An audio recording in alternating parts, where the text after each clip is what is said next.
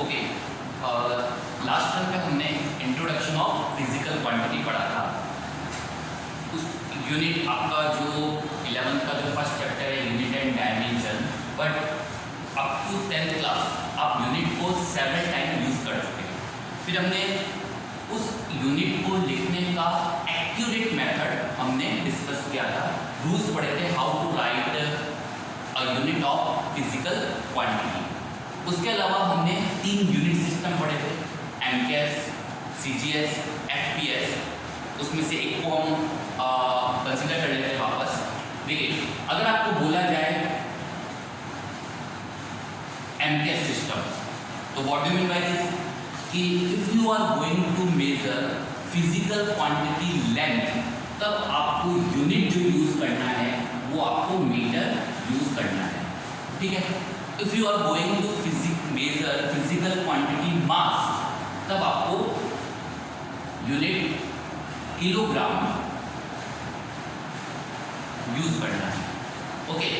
If you are going to measure physical quantity time, तब आपको unit second काम में लेना है, ठीक है। इसी तरीके से सीजीएस में, एफपीएस में यूनिट डिसाइडेड है कौन सी किन फिजिकल क्वांटिटी के लिए, लेंथ,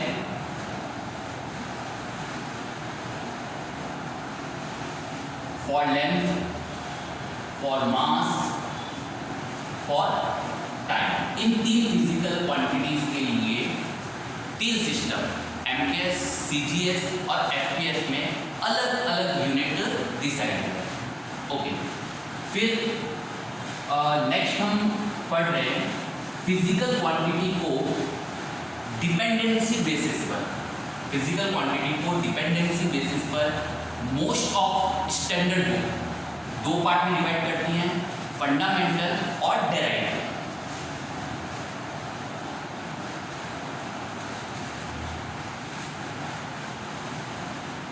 डिपेंडेंसी बेसिस पर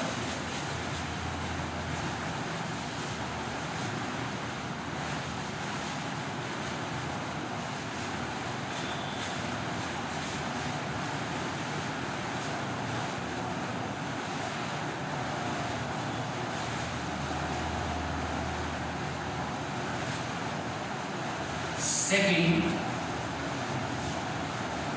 डेराइव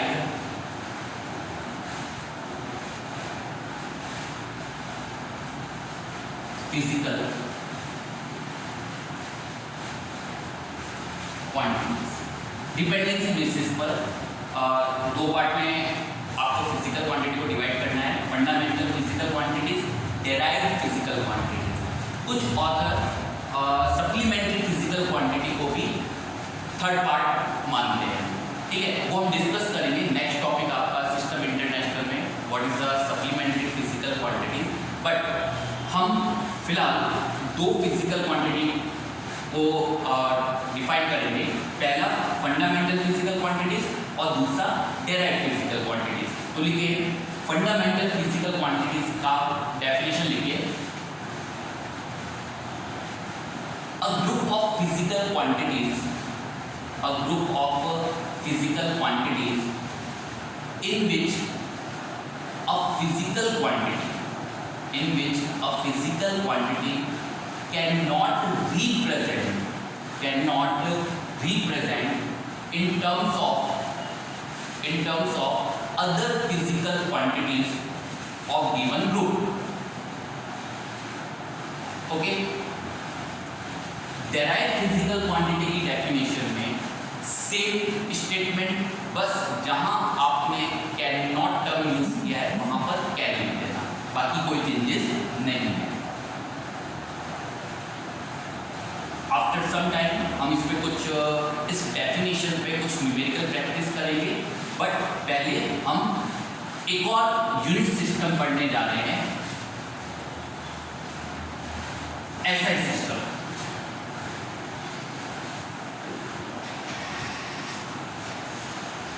यूनिट सिस्टम है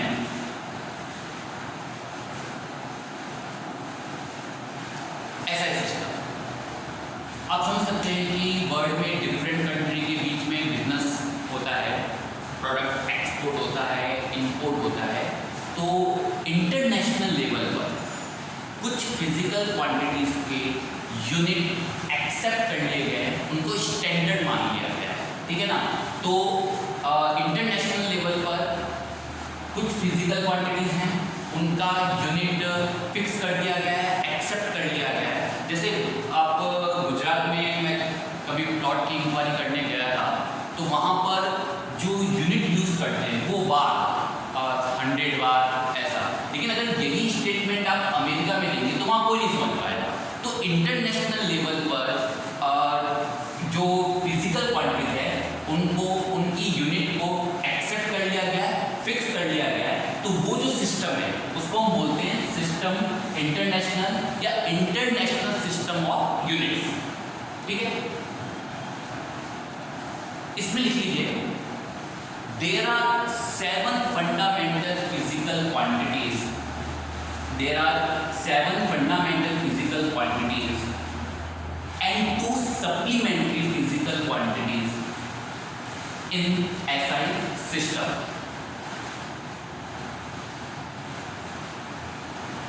ओके, तो वो 7 फंडामेंटल फिजिकल क्वांटिटी कौन कौन सी है और उनकी यूनिट जो इंटरनेशनल लेवल पर एक्सेप्टेड है वो हम डिस्कस कर रहे हैं, ठीक है। तो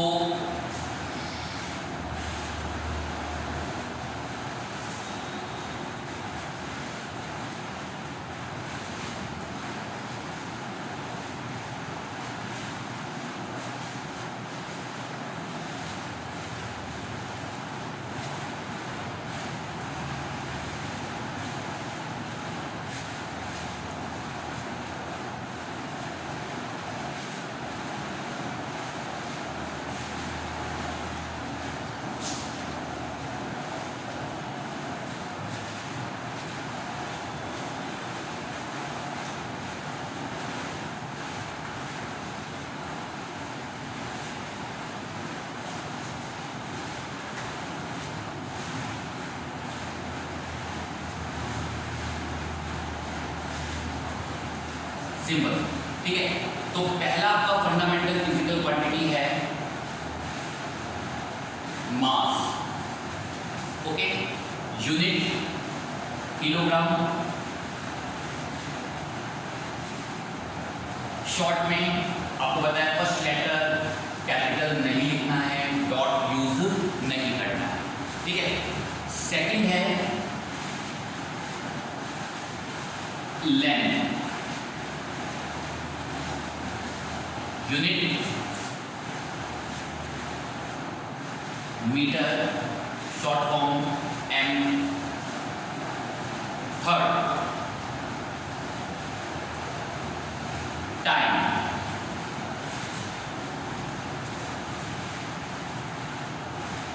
second small S.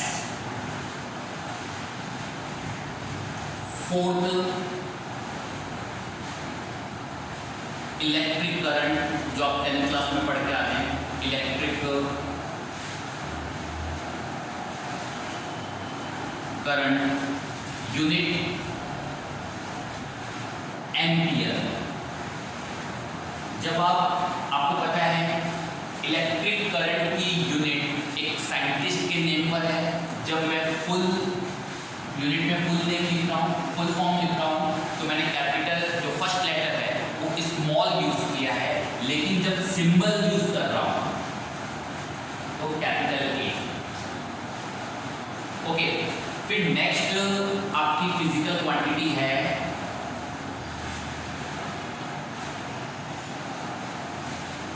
Temperature. Next आपकी physical quantity temperature, again kelvin. तो जो टेम्परेचर की यूनिट है वो भी एक साइंटिस्ट के नेम पर है, केल्विन। तो बट जब आप पूरी यूनिट लिख रहे हैं, फुल फॉर्म लिख रहे हैं, स्मॉल लेटर, बट जब आप सिंबल यूज कर रहे हैं सिर्फ या शॉर्ट फॉर्म, तो कैपिटल के। पहला आप ये नोट कर लीजिए।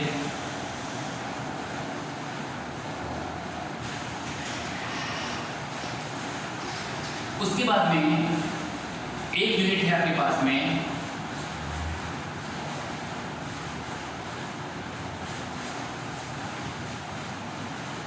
एक फिजिकल क्वांटिटी है आपके पास में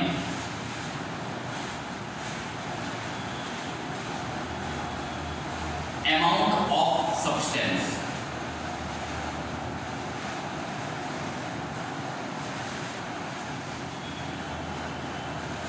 अमाउंट ऑफ सब्सटेंस, ठीक है। यूनिट है मोल, सिंबल, फिर आपके पास में आता है 7 और last fundamental physical quantity in SI system, luminous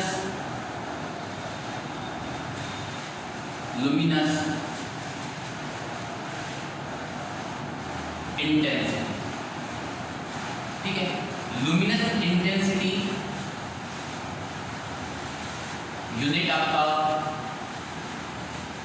आपका candela, symbol C, small C. तो ये आपके पास में हो गई 7 फंडामेंटल फिजिकल क्वांटिटी, ओके। उसके बाद में 2 सप्लीमेंट्री फिजिकल क्वांटिटी, तो 2 physical quantity supplementary physical quantity जो एसआई सिस्टम में इंक्लूड की गई है वो देख लेते हैं। पहला प्लेन एंगल, और जनरली हम एंगल भी बोलते हैं, जनरली रिप्रेजेंटेशन जो है उसका थीटा से, यूनिट आपकी रेडियन, और सिंबल आपको ये यूज करना है। फिर सॉलिड एंगल, उसका रिप्रेजेंटेशन साइन यूनिट, स्टेरेडियन और सिंबल, ठीक है।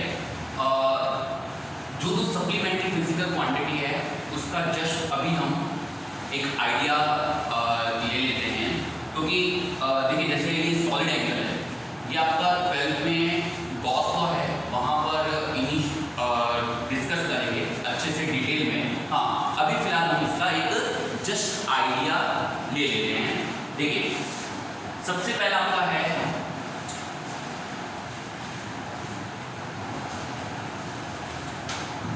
प्लेन एंगल, जो आप 10th क्लास में पढ़कर आते हैं, अच्छे से आपको पता है कि एक सर्कल अपने सेंटर पर 2 पाई रेडियन का एंगल सस्टेन करता है, या डिग्री में बात करें 360 डिग्री, ठीक है। आप चाहो तो प्लेन एंगल की डेफिनेशन लिख सकते हैं, लिख लीजिए। It is the ratio of length of arc to radius of circle। मान लीजिए अगर आप ये आर्क लेते हैं, ठीक है, और आपको ये एंगल, ये आर्क सेंटर पर कितना एंगल सस्टेन कर रहा है, अगर वो आपको एंगल, प्लेन एंगल का length of arc divided by radius, ठीक है। फिर जैसा आपको पता है कि एक सर्कल अपने सेंटर पर 2 पाई रेडियन का एंगल सस्टेन करता है, एक कंप्लीट सर्कल। तो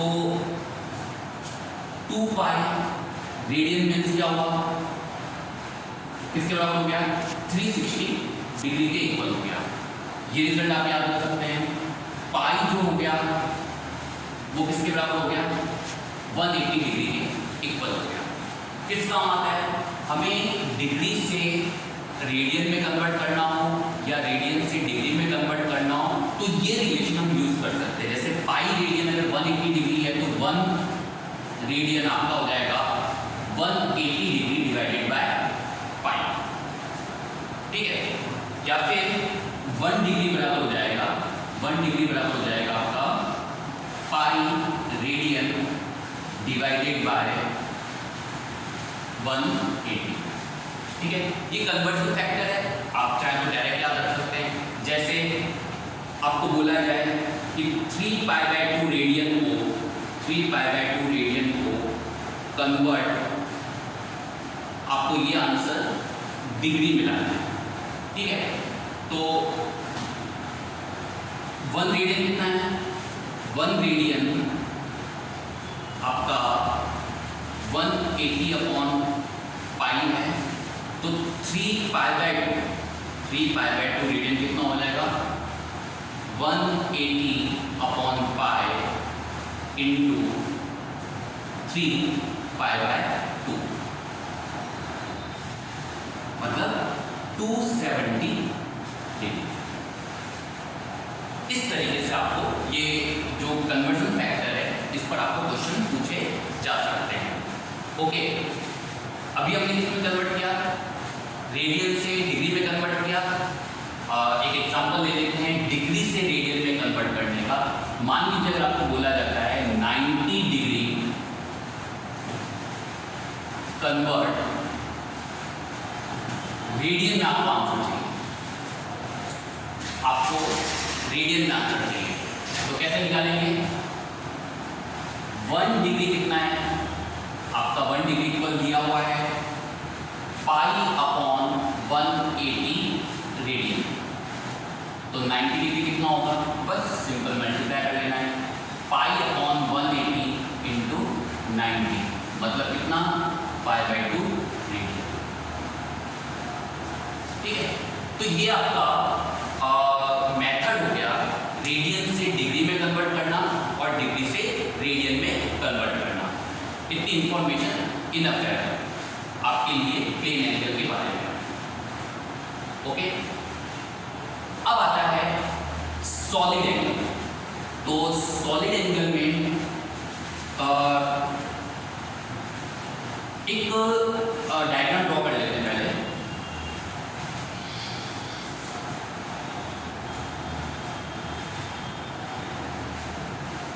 स्फीयर सभी ने देखा होगा, ठीक है, और एक 3D ज्योमेट्री है आपके पास में स्फीयर।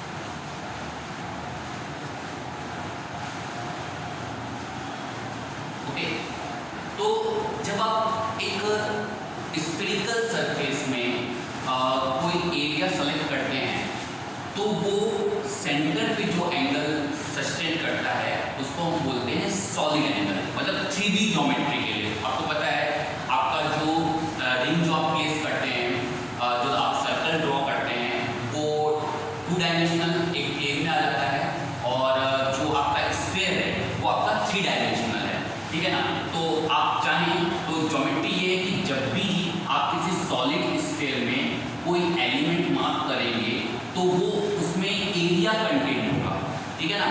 तो वो जो एरिया सेंटर पे जो एंगल सस्टेन करेगा उसको हम बोलते हैं सॉलिड एंगल।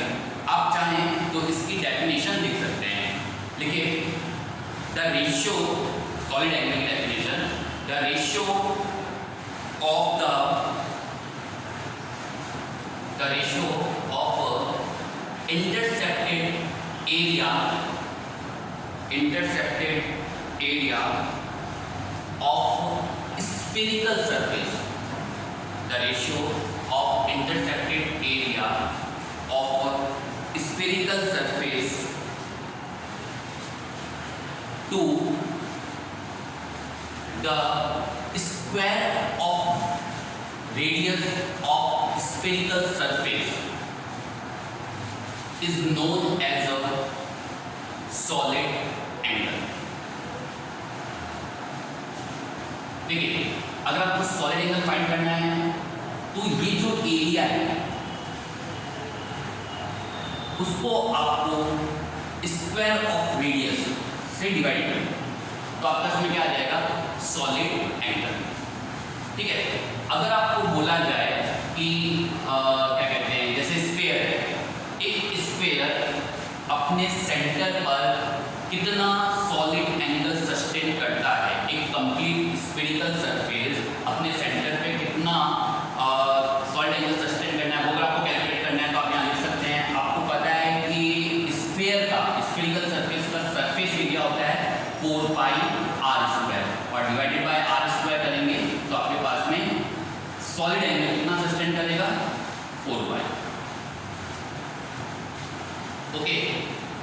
उसके बाद में बस इतना आइडिया इनफ है सॉलिड एंगल के बारे में, रीजन आपको क्लियर हो गया होगा, ठीक है। अब आते हैं थोड़ा सा न्यूमेरिकल अप्रोच, जो काफ़ी थ्योरी पार्ट हो गया। अब देखते हैं कि क्या हम कुछ जो डेफिनेशंस, जो कॉन्सेप्ट हमने पढ़ा है उसको न्यूमेरिकल में कैसे अप्लाई करना है, ठीक है ना। तो पहला क्वेश्चन हम कर रहे हैं, देखना, फंडामेंटल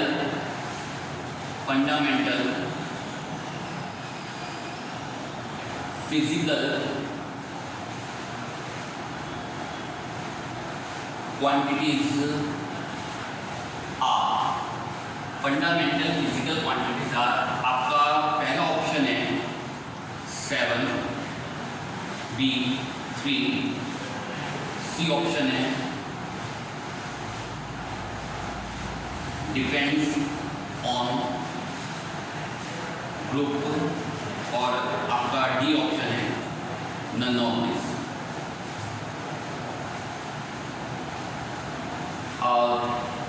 वैसे तो अगर आप क्लासरूम में होते हैं या जूम एप्लीकेशन पे क्लास में ले रहा होता, तो या जूम एप्लीकेशन पर आप क्लास अटेंड कर रहे होते तो थोड़ा डिस्कशन में मजा आता आप सभी को भी।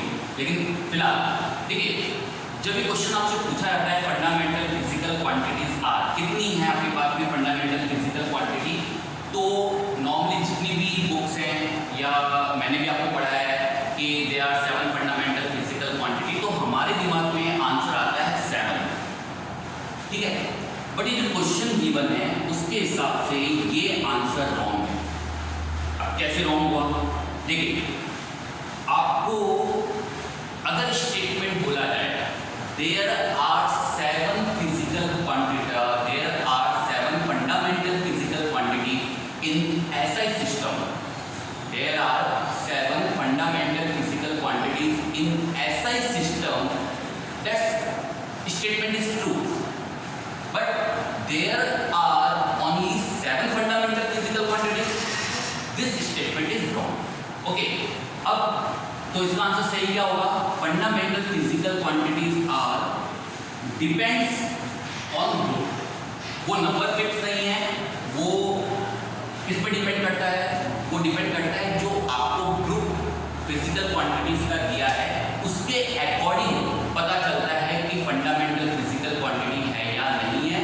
हाँ, but that statement is true, क्या ट्रू है, there are 7 fundamental physical quantity in SI system. अगर मैं इसी में आपको fundamental physical quantities are in SI system लिख दिया होता, अगर मैंने यहाँ पर SI सिस्टम लिख दिया होता तो फिर आपका आंसर ए आंसर आता और ये आंसर आपका करेक्ट, ओके।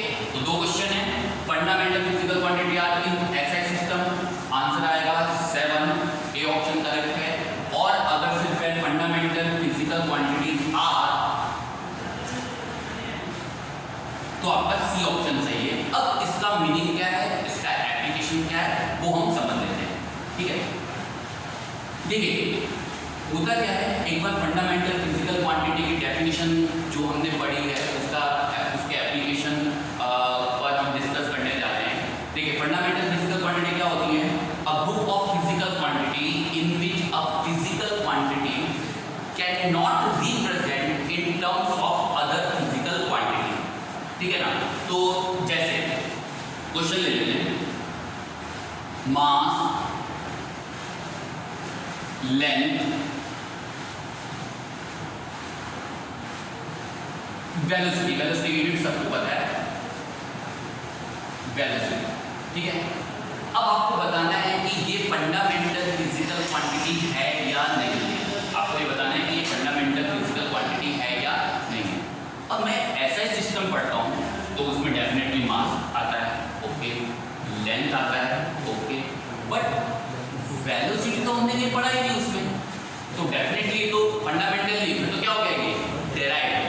लेकिन ऐसा नहीं होता है, आपको चेक करना पड़ेगा कि फंडामेंटल फिजिकल क्वांटिटी है या नहीं है।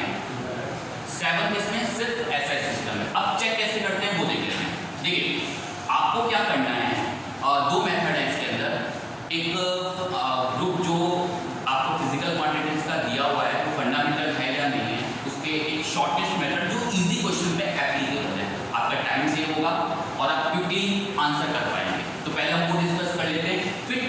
क्वेश्चन के लिए एक मेथड लेटर जब हम टॉपिक डिस्कस करेंगे वहां आएगा।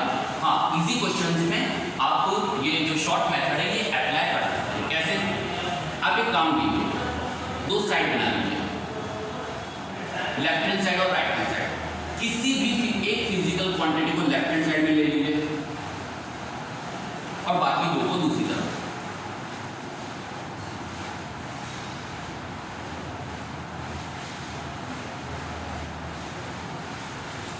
फिर इसकी यूनिट लेते हैं। मास की यूनिट क्या होती है?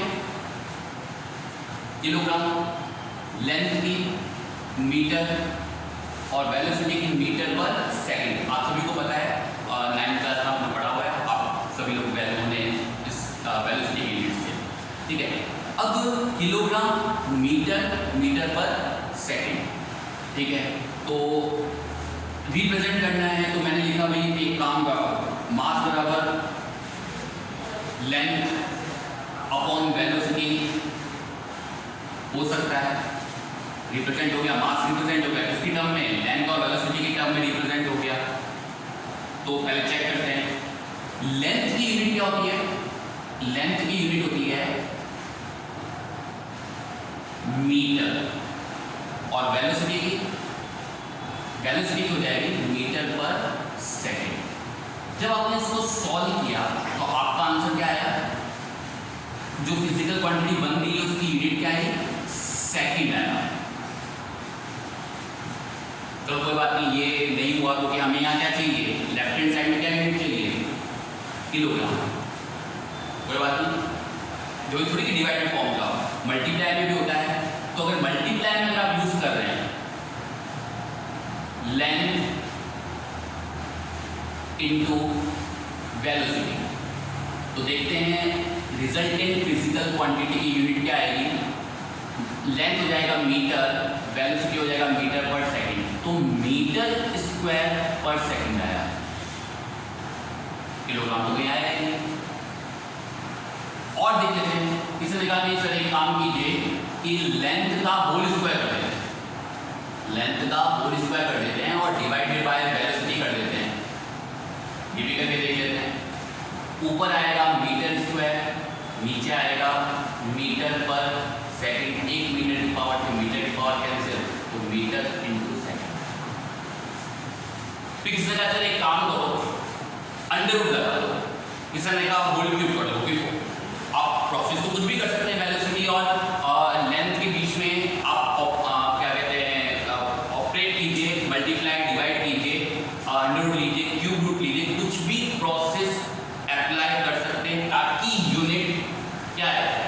किलोग्राम।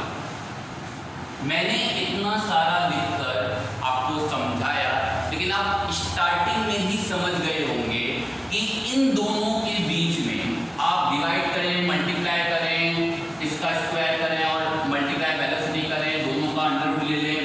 कुछ भी ऑपरेशन जो आप अप्लाई कर रहे हैं वो अप्लाई करने के बाद में कभी भी आप यूनिट में क्या नहीं ला पाएंगे? किलोग्राम। इसका मतलब आप मास को लेंथ और वेलोसिटी की टर्म में रिप्रेजेंट नहीं कर सकते। और अगर आप नहीं कर सकते तो ये ग्रुप किसका हो गया? Fundamental physical quantity. एक बार देखने पे ऐसा लगता है कि ये डेराइव फिजिकल क्वांटिटी का ग्रुप है, लेकिन निट और JEE लेवल पर अगर आपसे इसका आंसर पूछा जाए तो ये फंडामेंटल फिजिकल क्वांटिटी का ग्रुप है। मैंने ये किया, आप समझ गए होंगे कि वो जस्ट आपको एक्सप्लेन करने के लिए, बट आप यही से समझ गए होंगे कि मैं आपको क्या समझाना चाहता हूँ कि इन दोनों फिजिकल क्वांटिटी के बीच में आप मल्टीप्लाई डिवाइड कोई भी ऑपरेशन कीजिए, लेकिन आपको कभी भी रिजल्ट जो यूनिट है वो किलोग्राम नहीं मिलेगी। ठीक है, अच्छा किसी ने कहा सर आपको तो पहले से पता था, आपने मास कर ले लिया। कोई बात नहीं, आप वेलोसिटी इधर ले लीजिए,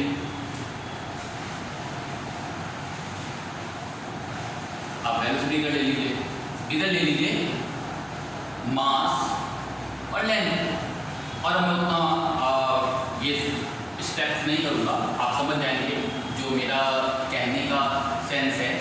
इसकी यूनिट किलोग्राम, इसकी यूनिट मीटर, इसकी unit metre per second. Okay, कुछ भी कीजिए, mass into length, mass upon length, mass का होल स्क्वायर अपॉन कंडीशन में जो रिजल्टेंट यूनिट बनेगी उसमें क्या नहीं आ सकता, सेकेंड नहीं आ सकता। और क्या नहीं हट सकता, किलोग्राम वहां से नहीं हट सकता। इसलिए वेलोसिटी को आप मास और लेंथ की टर्म में रिप्रेजेंट नहीं कर सकते। अगर आप रिप्रेजेंट नहीं कर सकते तो इसका मतलब ये फंडामेंटल फिजिकल क्वांटिटी है। ओके, एक जनरल लैंग्वेज में कहा जा सकता है कि जिन फिजिकल क्वांटिटीज के बीच में, जनरल लैंग्वेज में ये कहा जा सकता है कि जिन फिजिकल क्वांटिटीज के बीच में फॉर्मूला बन सकता है या फॉर्मूला आपने पढ़ा है, वो कैसी फिजिकल क्वांटिटी होंगी, डेराइव। ठीक है ना, जैसे F बराबर ma सभी ने पढ़ा होगा। ठीक है ना, इसका मतलब आपने फोर्स को रिप्रेजेंट किया है, आपने फोर्स को रिप्रेजेंट किया है किसकी टर्म में, मास और एक्सीलरेशन की टर्म में। तो कभी भी आपको ये ग्रुप दिया जाए, फोर्स, मास, एक्सीलरेशन दिया जाए, ऑफ कोर्स ये फंडामेंटल फिजिकल क्वांटिटी नहीं है क्योंकि इनके बीच में फॉर्मूला बन सकता है। तो अगर ये फंडामेंटल फिजिकल क्वांटिटी नहीं है तो फिर कैसी हुई, डेराइव्ड फिजिकल क्वांटिटी। तो इन शॉर्ट हम कह सकते हैं जिन फिजिकल क्वांटिटी का फॉर्मूला आप पढ़ चुके हैं या पढ़ेंगे वो हमेशा डेराइव्ड, वो जो ग्रुप है वो हमेशा डेराइव्ड फिजिकल क्वांटिटी की कैटेगरी में आता है। ठीक है, ओके। तो मुझे लगता है कि आपको फंडामेंटल फिजिकल क्वांटिटी का मीनिंग क्या है वो क्लियर हो गया होगा। ओके, एक मेथड और पढ़ेंगे टिपिकल क्वेश्चन के लिए, चेक करना कि फंडामेंटल फिजिकल क्वांटिटी जो ग्रुप आपको दिया गया है